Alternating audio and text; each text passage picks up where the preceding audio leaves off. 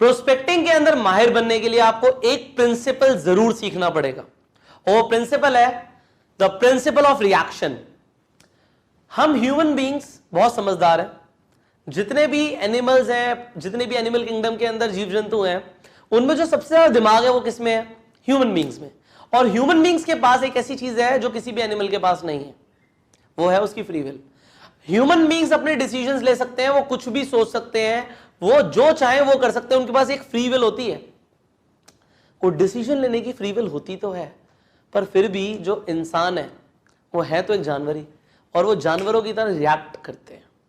ये मैं आपके लिए नहीं बोल रहा, ये मैं आपके प्रोस्पेक्ट्स के लिए बोल रहा हूं।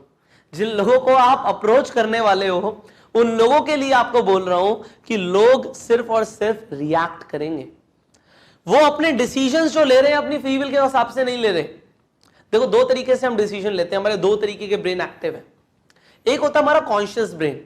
अब जो कॉन्शियस ब्रेन होता है वो अभी एट प्रेजेंट, जैसे आप और मैं बात कर रहे हैं ना, आपस में हमारी कॉन्वर्सेशन चल रही है, आप समझ रहे हो, अभी आप कॉन्शियसली एक्टिव हो। मैंने किया, आप कॉन्शियसली एक्टिव हो गए, आपका ध्यान ले लिया, मैंने फोकस ले लिया, ये आपको कॉन्शियस ब्रेन है। पर सब कॉन्शियस ब्रेन बहुत सारे डिसीजंस ले रहा है इसी टाइम पे। आपको कब पलकें झपकानी है, आपको क्या करना है, कैसे करना है, जो आपके डिसीजंस होते हैं एक्चुअल में जो आपका सबकॉन्शियस ब्रेन है वही लेता है। पर जो कॉन्शियसली आप डिसीजन ले रहे हो ना, वो भी आपको नहीं पता कि उसमें भी कहीं ना कहीं सबकॉन्शियस का रोल है, और उस रोल को जो इन्फ्लुएंस कर रहा है, जो ट्रिगर कर रहा है कॉन्शियसली, अभी जो आप करने वाले हो उसको कौन ट्रिगर कर रहा है? वो रिएक्शंस कर रहे हैं। वो न्यूटन का थर्ड लॉ ऑफ मोशन है ना, कि every action has an equal and opposite reaction. Her action का कुछ ना कुछ रिएक्शन जरूर होता है। एग्जाम्पल के तौर पे, अभी कोई इंसान आके अभी आपके पीछे से एकदम से आपको एक चांटा मार दे, ऐसा कोई करेगा नहीं, पर एक मैं एग्जाम्पल के तौर पे ले रहा हूं। अभी कोई आते आपको स्लैप कर दे, आप क्या करोगे? आप पलट के उसे भी स्लैप करोगे। एक एक्शन हुआ और तुरंत रिएक्शन हुआ, आपने रिस्पॉन्ड नहीं किया। ह्यूमन बीइंग्स करना तो चाहिए, बट ज्यादातर लोग रिस्पॉन्ड नहीं करते, रिएक्ट करते हैं। समझदारी से जो फैसले लेने होते हैं ना, हम कहते हैं उनको सोच समझ के फैसला लेना, सोच समझ के फैसले नहीं लेते। आप जब अपने प्रोस्पेक्ट को टाइम देते हो, सोच के बताइए, सोच के कुछ नहीं हो रहा। ये सिर्फ मिथ है कि सोचेंगे, सोच के होगा, कोई नहीं सोच रहा। सिर्फ एक्शन और रिएक्शन। ह्यूमन बीइंग सिर्फ रिएक्ट करेंगे, जो उनके साथ हो रहा है रिएक्ट करेंगे। उनको लगा, उनके साथ एक रिएक्शन हुआ कि उन्हें पैसों की जरूरत पड़ी, अभी के अभी कुछ ऐसा हो गया, बिजली का बिल सामने आ गया कि जी 15,000 का बिजली का बिल आ गया, 10,000 का बिजली का बिल आ गया, पैसे चाहिए, पैसे चाहिए। जब चाहिए तो फिर कुछ करना पड़ेगा, तो वो रिएक्ट कर रहे हैं, बस सोच समझ के कोई फैसला नहीं ले रहा। तो आप जितना मर्जी बोल लो अपने प्रोस्पेक्ट को कि सोच के समझ के बताना, will not work. So what you need to do, क्या करना है? आपको समझना है कि जो ह्यूमन बीइंग्स हैं वो हमेशा रिएक्ट कर रहे हैं। People do not take much decisions. आप जब डिसीजन लेने के लिए कहते हो तो वो डिसीजंस नहीं लेते, they just react to whatever happens with them. वो सिर्फ रिएक्ट करते हैं जो उनके साथ हो रहा है। अब होगा क्या? आपकी वजह से जो होगा, उस वजह से लोग आपकी तरफ रिएक्ट करेंगे। सो आपकी वजह से आपके हाथ में क्या चीजें हैं, यहां पे समझो। यहां पे एक आप कुछ बोल रहे हो, यू आर सेइंग समथिंग और यू आर डूइंग समथिंग। आप कुछ बोल देते हो, उससे एक रिएक्शन आता है, आप कुछ कर देते हो, उससे रिएक्शन आता है।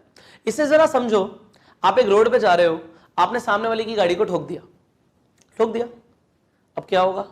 आपने एक एक्शन किया तो हो सकता है सामने वाला बाहर निकल के आए और आपके शीशे पे जोर जोर से बोले, नीचे कर भाई, बात करनी है तेरे से, बाहर निकल। वो रिएक्ट कर रहा है, और हो सकता है फिर आप भी रिएक्ट करो।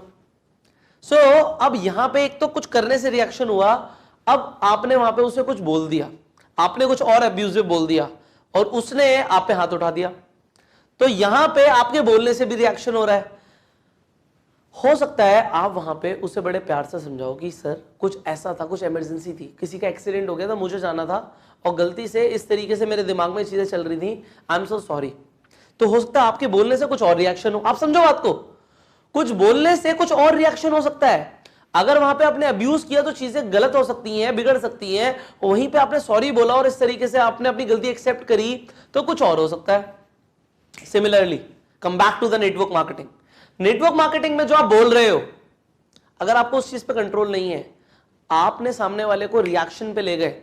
अब आपने, जो मैंने आपको लास्ट वीडियो में बताया कि एमएलएम के वर्ड्स यूज नहीं करने, हर शब्द सामने वाले के दिमाग में एक डिफरेंट डोर ओपन करते हैं। Your words are the keys to the different doors in the mind of a person.